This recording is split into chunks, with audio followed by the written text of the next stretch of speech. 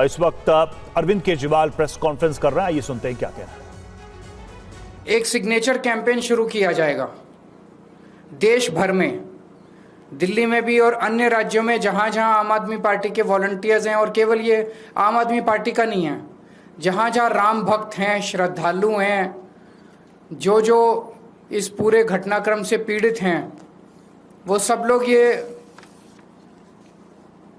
Signature campaign करेंगे। Signature campaign में ये चिट्ठी है एक नागरिक की, आम नागरिक की, प्रधानमंत्री मोदी जी के नाम। चिट्ठी मैं आपको पढ़ के सुना देता हूँ। आदरणीय प्रधानमंत्री जी, श्री राम मंदिर में हुई चढ़ावा चोरी ने, ये एक नागरिक अपने प्रधानमंत्री को लिख रहा है जिस पे वो साइन करेगा। श्री राम मंदिर में हुई चढ़ावा चोरी ने मुझे अंदर तक झकझोर दिया है। करोड़ों श्रद्धालुओं ने अपनी छोटी बड़ी बचत से श्री राम मंदिर के निर्माण में योगदान दिया था। कई लोगों ने तो अपनी पूरी जिंदगी की जमा पूंजी दे दी। अधिकांश लोगों ने रसीद तक नहीं मांगी। सबने सोचा ये तो भगवान का घर है, यहाँ हिसाब क्या मांगना। आज उस विश्वास को भारी ठेस पहुंची है। श्री राम मंदिर से संबंधित हर कार्य प्रधानमंत्री जी आपने आगे बढ़ चढ़ के किए। श्रीमान राम जन्मभूमि तीर्थ क्षेत्र ट्रस्ट आपने बनाया, उसके हर मेंबर को। और अब इतने बड़े पैमाने पर चढ़ावा चोरी, ये सभी खबरें पिछले कई वर्षों से लगातार प्रमुखता से मीडिया में आ रही हैं। मुझे लगता रहा कि ये सब मोदी जी के संज्ञान में तो होगा ही और मोदी जी किसी भी दोषी को नहीं छोड़ेंगे, लेकिन पिछले कुछ दिनों के घटनाक्रम ने मेरे विश्वास को धक्का पहुंचाया। ऐसा लग रहा है कि भगवान के दोषियों को सजा दिलवाने की बजाय बचाने की कोशिश की जा रही है। ऐसा लगता है कि एसआईटी और एफआईआर मात्र लोगों की आंखों में धूल झोंकने और मामले को रफा दफा करने की कोशिशें हैं। 8 छोटे छोटे कर्मचारियों को पकड़ा गया है और बड़े लोगों को बचाने की कोशिश की जा रही है। प्रधानमंत्री जी, ऐसा प्लीज मत कीजिए। भगवान राम के मंदिर से चोरी करने वाले दोषियों को सरेआम फांसी दी जानी चाहिए। उन्हें बचाना महापाप है। मैं आपको ये पत्र बहुत उम्मीद से लिख रहा हूं। ये लेटर साइन किए जाएंगे, घर घर भी जाएंगे और हर जगह बहुत सारे, जैसे दिल्ली में हजारों की संख्या में हनुमान चालीसा के पाठ जगह जगह रखे जाएंगे, जिसमें हनुमान चालीसा पढ़ेंगे लोग, हनुमान जी की और रामचंद्र जी की आरती गाएंगे और उसके बाद सब लोग बड़ी श्रद्धा से इस लेटर के ऊपर साइन करेंगे। ये सब लेटर लिख के उसके बाद प्रधानमंत्री जी को भेजे जाएंगे। हमें पूरी उम्मीद है जब भगवान का आशीर्वाद लेके, भगवान की शरण में जाके सब लोग ये काम करेंगे। तो उत्तराखंड के श्रीनगर में पहाड़ का एक हिस्सा टूटकर गिर गया है और ऋषिकेश बद्रीनाथ नेशनल हाईवे पर जाम लग गया है। हाईवे नंबर 58 पर फराशू नाम की जगह पर यह लैंडस्लाइड हुआ है। ये इलाका इको सेंसिटिव इलाका है। कई वर्षों से इस जगह पर पहाड़ी से पत्थर गिर रहे थे। नेशनल हाईवे को ठीक करने के लिए लगातार काम चल रहा था, लेकिन अब तक इसका कोई नतीजा नहीं निकला। कई दिनों से लगातार बारिश होने की वजह से इस इलाके में फिर से लैंडस्लाइड हो गया। बड़े बड़े बोल्डर और कई टन मलबा सड़क पर आ गया है। गनीमत यह रही कि लैंडस्लाइड से पहले ही ट्रैफिक को रोक दिया गया, जिससे किसी तरह का नुकसान नहीं हुआ। हालांकि लैंडस्लाइड की वजह से घंटों तक ट्रैफिक जैम रहा, यात्रियों को भारी परेशानी हुई।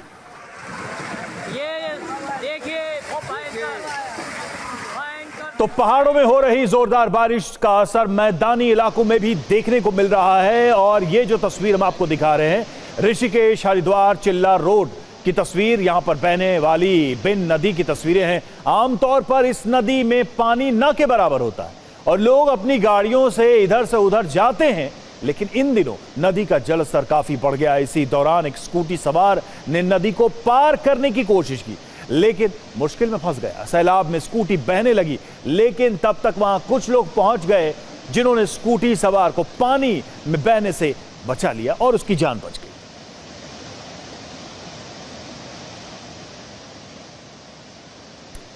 और देखिए अगली तस्वीर भी उत्तराखंड से ही है। उत्तराखंड के उत्तरकाशी की तस्वीर, जहां चिन्याली सौड़ में अचानक सड़क पर पहाड़ का मलबा आकर गिर गया।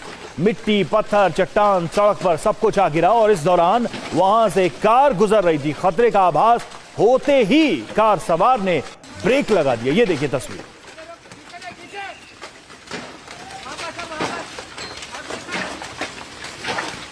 तो उत्तरकाशी उत्तराखंड की ये तस्वीरें देखिए। पहाड़ से कैसे मलबा टूटकर सड़क पर गिर रहा है। कार सवार ने समय रहते ब्रेक लगा दिया, रुक गया और वो किसी दुर्घटना का शिकार होने से बच गया। ये तस्वीरें उत्तरकाशी उत्तराखंड से। वहीं उत्तराखंड के रुद्रप्रयाग जिले में लगातार हो रही बारिश की वजह से अलकनंदा नदी और मंदाकिनी नदी के जलस्तर में इजाफा हुआ है। दोनों नदियों का जलस्तर चेतावनी और खतरे के निशान के बिल्कुल पास आ गया। अलकनंदा नदी अभी 623 के निशान पर बह रही है, जबकि इसका चेतावनी स्तर 626 है, 626 मीटर, और खतरे का जो स्तर है वो 627 मीटर है। रुद्रप्रयाग में मंदाकिनी नदी का जलस्तर 622 मीटर दर्ज किया गया है, जबकि इसका चेतावनी स्तर 625 मीटर है। खतरे का स्तर 626 मीटर है।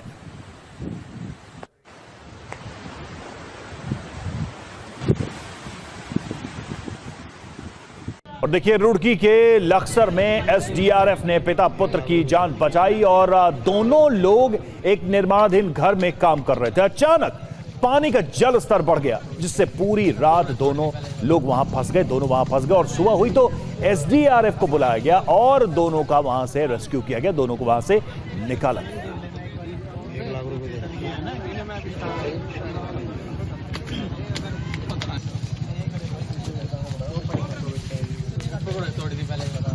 तो पिता पुत्र यहां फंसे थे। एसडीआरएफ की टीम ने सुबह इनको बाहर निकाला, रात भर वो फंसे रहे। ये हालात आप देखिए किस तरह से लोगों की परेशानी बढ़ गई है अचानक से। और उत्तराखंड के अलग अलग जिलों से तस्वीरें आ रही हैं बाढ़ और बारिश की। अब अगली तस्वीर आपको हम दिखाने जा रहे हैं ऋषिकेश की। ऋषिकेश में गंगा नदी उफान पर बह रही है और जिन घाटों पर श्रद्धालु गंगा में स्नान करते हैं वो घाट डूब चुके हैं। घाटों पर एसडीआरएफ की ड्यूटी लगा दी गई है और लोगों को नदी के किनारे आने से रोका जा रहा है ताकि वो किसी खतरे का शिकार न हो जाए।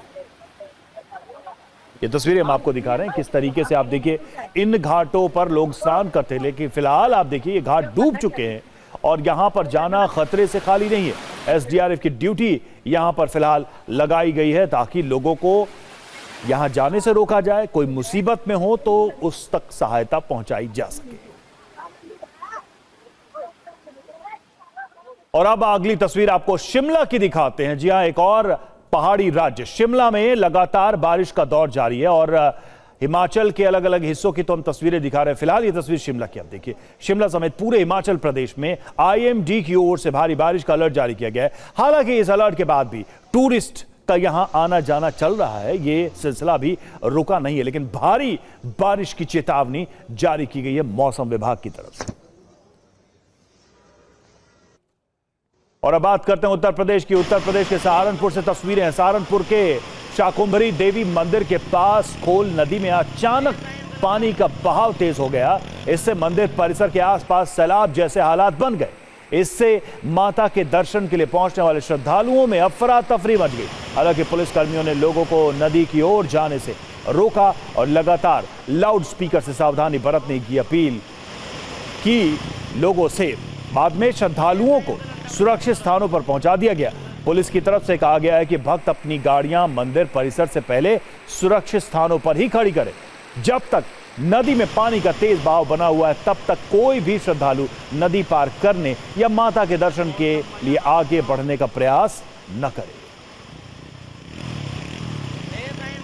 और उत्तर प्रदेश के बुलंदशहर की ही अगली तस्वीर है। भारी बारिश से बाउंड्री वॉल गिर गई और 4 लोगों की जान चली गई। मुंडा खेड़ा में मौजूद इस मस्जिद की दीवार गिरने से 6 लोग इस मलबे में दब गए। 2 की तो मौके पर ही मौत हो गई। 4 लोगों को अस्पताल ले जाया गया, जहां 2 और लोगों की जान चली गई, उन्हें बचाया नहीं जा सका। तो मस्जिद की यह दीवार गिरी, 6 लोग इसके शिकार हुए, जिसमें से 4 लोगों को बचाया नहीं जा सका। और बात करते हैं दिल्ली एनसीआर की। तो दिल्ली एनसीआर में कल जमकर पानी बरसा है, जिससे नोएडा का आरटीओ ऑफिस भी जलमग्न हो गया। ऑफिस में इतना पानी भर गया कि कामकाज पर भी असर पड़ा। यहां मौजूद कुछ लोग वाइपर से पानी ऑफिस से बाहर निकालते नजर आए। दफ्तर तक ये पानी घुस गया है। ये देखिए तस्वीरें। तो आप अंदाजा लगा सकते हैं कि कल जो बारिश हुई है उसका प्रभाव क्या है। ये तस्वीर जो आप देख रहे हैं नोएडा आरटीओ का, आरटीओ ऑफिस डूब चुका है। ऑफिस में पानी ही पानी दिखाई दे रहा है, इतना कि यहां पर खड़े होकर काम करना भी, काम करवाना भी लोगों के लिए मुश्किल। देखिए कैसे इस पानी को पार करके कैसे भी दफ्तर के अंदर पहुंच रहे हैं। यहां पर जो कर्मचारी मौजूद है वाइपर की मदद से दफ्तर के अंदर घुसे पानी को निकाल रहे हैं। बाल्टी से भी पानी निकालते हुए आपको दिख रहे हैं। ये दफ्तर है आरटीओ नोएडा का। गाजियाबाद की बात कर रहे हैं। गाजियाबाद में बनी जानलेवा बारिश, पानी में उतरा करंट सिक्योरिटी गार्ड की मौत। जैसा कि हमने तस्वीर भी आपको दिखाई, इंदिरापुरम के न्याय खंड इलाके में यह हादसा हुआ है। बिजली विभाग पर लापरवाही का आरोप है। कार्रवाई और परिवार को मुआवजे की मांग की गई है। तो इंदिरापुरम में यह स्थिति बनी है, करंट लगने से गार्ड की मौत हो गई और बताया आरोप यह है परिवार का कि बिजली विभाग की लापरवाही की वजह से यह पानी में करंट दौड़ता रहा और गार्ड उसकी चपेट में आ गया, जिससे उसकी मौत हो गई।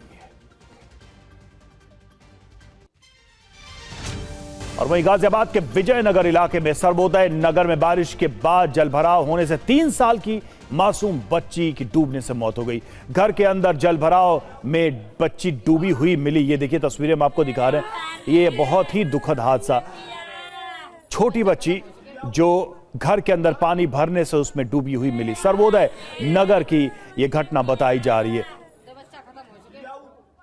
3 साल की यह बच्ची जलभराव होने की वजह से अपनी जान गंवा बैठी। और गाजियाबाद के ही high rise society Crossing Republic की तस्वीर, पंचशील वेलिंगटन में बड़ा हादसा होते होते टल गया।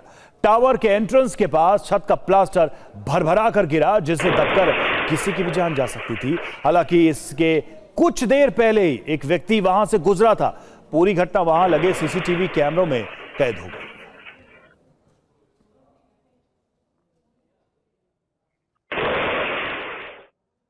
और गाजियाबाद के लोनी के अंकुर विहार एसीपी ऑफिस के पास बाहर सड़क पर तैरता अज्ञात व्यक्ति का शव मिला। भारी बारिश के बाद नालों में आए पानी के तेज बहाव में सड़क पर आया शव। पुलिस ने पोस्टमार्टम के लिए इस शव को भेज दिया है।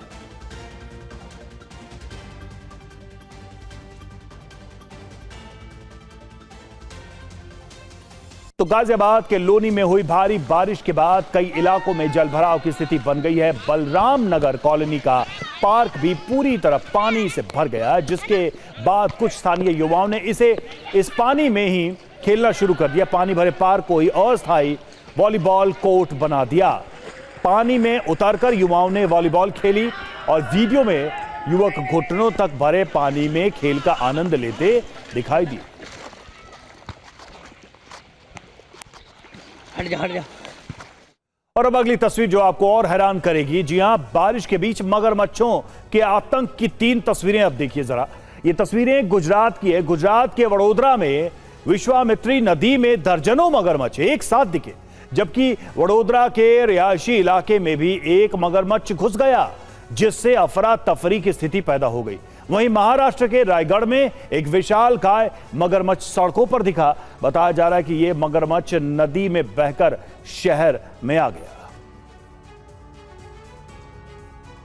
तो ये तस्वीरें भी अपने आप में हैरान करने वाली हैं। बड़ी संख्या में मगरमच्छ यहां पर नदियों में दिखे, कुछ मगरमच्छ सड़कों पर आकर रिहायशी इलाके में पहुंच गए। वडोदरा और रायगढ़ की ये तस्वीरें हम आपको दिखा रहे हैं।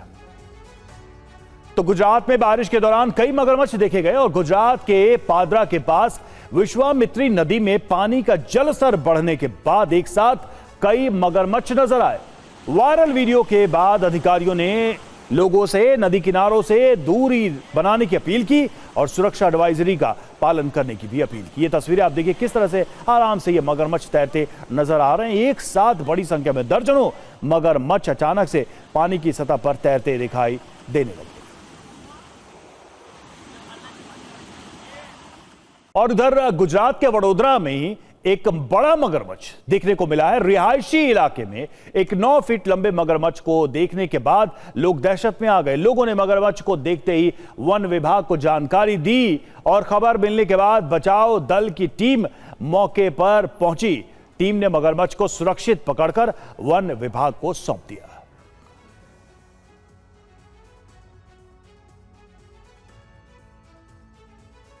तो देखिए कैसे रिहायशी इलाके में यह बड़ा मगरमच्छ पहुंचा। जब वन विभाग को इसकी सूचना दी गई तो वन विभाग ने इसका रेस्क्यू किया, लेकिन मगरमच्छ के रिहायशी इलाके में इस तरह से आने से लोगों में दहशत फैल गई।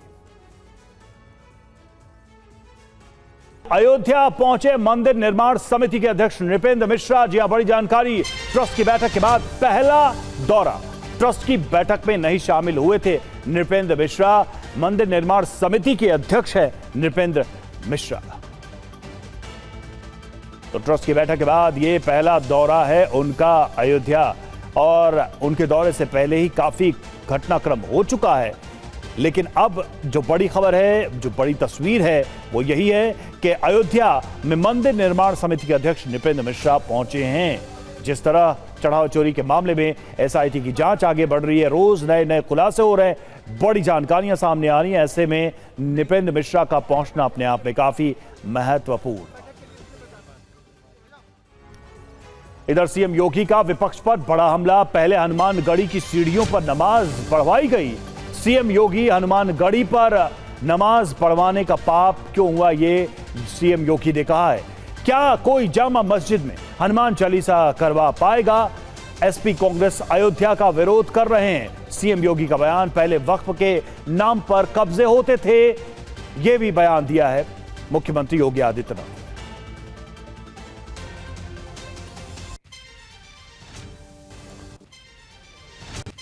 और राम मंदिर चढ़ावा चोरी को लेकर एक और पर्दाफाश। चढ़ावे का पैसा ब्याज पर दिया गया था। चोरी का पैसा शेयर बाजार में निवेश किया गया था। कई लेन देन रिश्तेदारों के खातों के जरिए किए गए। अभियुक्तों के रिश्तेदारों के 30 बैंक खातों पर रोक लगाई गई।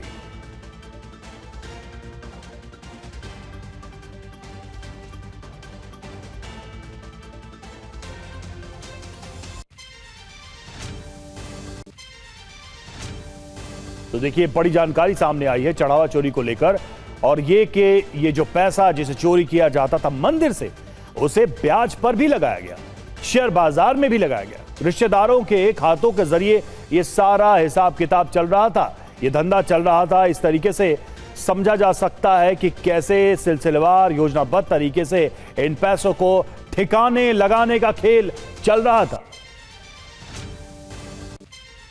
जी हां, तो चढ़ावा चोरी का खेल और शेयर बाजार तक निवेश, शेयर बाजार में यह पैसा लगाया गया। अनुकल्प लवकुश ने निवेश किया और निवेश संबंधियों के सभी रिकॉर्ड्स मिले हैं, संबंधित इससे रिकॉर्ड्स मिले हैं। बाकी लोगों की भूमिका की भी जांच इसमें की जा रही है। सोना गलवाया गया। अनुकल्प ने 1 किलो सोना गलवाया, एक सर्राफा से गलवाया सोना, और सोने से मिले पैसे से संपत्तियां भी खरीदी, ये भी जानकारी सामने आ रही है। 70 लाख का मकान, इसको लेकर क्या जानकारी? अनुकल्प ने 30 लाख की रजिस्ट्री कराई। कौशलपुरी में 70 लाख का मकान खरीदा। रेनोवेशन, गृह प्रवेश में 5 लाख और खर्च हुए। इस तरीके से ये जो चोरी किया गया पैसा है उसको ठिकाने लगाया जा रहा था। और अनुकल्प लवकुश करुणेश पर बड़ा पर्दाफाश। अनुकल्प ने चोरी के पैसे से कार खरीदी। चोरी की रकम से खरीदे गए गहने जब्त किए गए।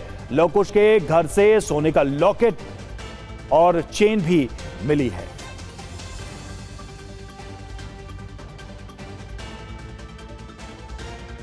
तो देखिए दान में चोरी का पैसा और अभियुक्तों की ऐश, कैसे कैसे ये खेल चल रहा था, हम आपको वो जानकारी भी दे रहे हैं। देखिए अनुकल्प ने चोरी के पैसे से कार खरीदा था। चोरी की रकम से खरीदे गए गहने जब्त किए गए। अनुकल्प लवकुश करुणेश से पूछताछ में यह पर्दाफाश हुआ है। लवकुश के घर से सोने का लॉकेट, सोने की चेन मिली है। चोरी के पैसे लवकुश ने पत्नी को लॉकेट गिफ्ट किया था इसी पैसे से। बरामद गहनों की कीमत 6 से 8 लाख तक है। अनुकल्प ने 70 लाख में एक मकान भी खरीदा था। गृह प्रवेश में अनुकल्प ने 5 लाख खर्च किया था। चोरी के पैसे से जमीन खरीदने का भी पर्दाफाश हुआ है। अभिजीत ठाकुर हमारे साथ इस वक्त जुड़े हुए। अभिजीत, क्या क्या नहीं किया गया इस पैसे से?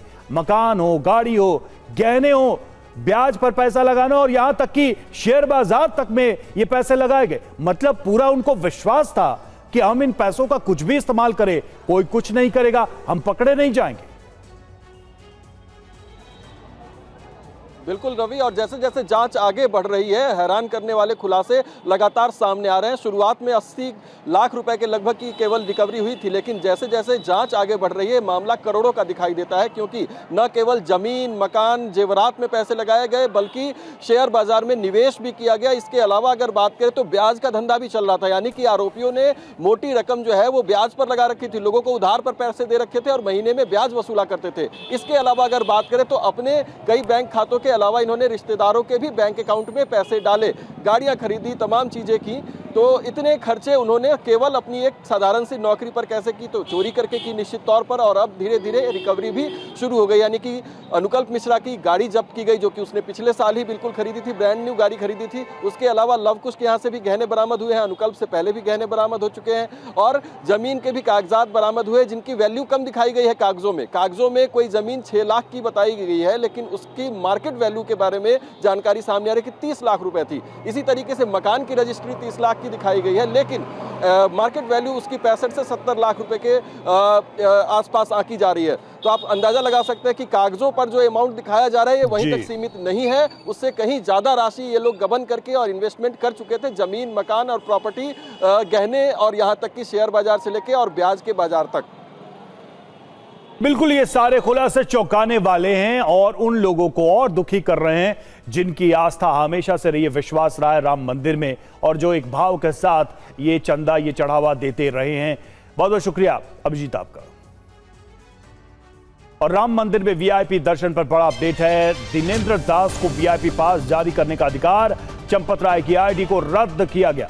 गोपाल राव, अनिल मिश्रा के अधिकार भी रद्द किए गए। वीआईपी दर्शन पास के लिए आवश्यक है ट्रस्टी की सिफारिश, और अब इसमें परिवर्तन किया गया है। जैसा कि हम आपको बता भी रहे हैं, चंपत राय की आईडी, गोपाल राव, अनिल मिश्रा की आईडी भी रद्द कर दी गई है। वीआईपी दर्शन के लिए ट्रस्टी की सिफारिश की जरूरत होती है और ऐसे में अब इसे बदल दिया गया है। दिनेंद्र दास को वीआईपी पास जारी करने का अधिकार दिया गया है।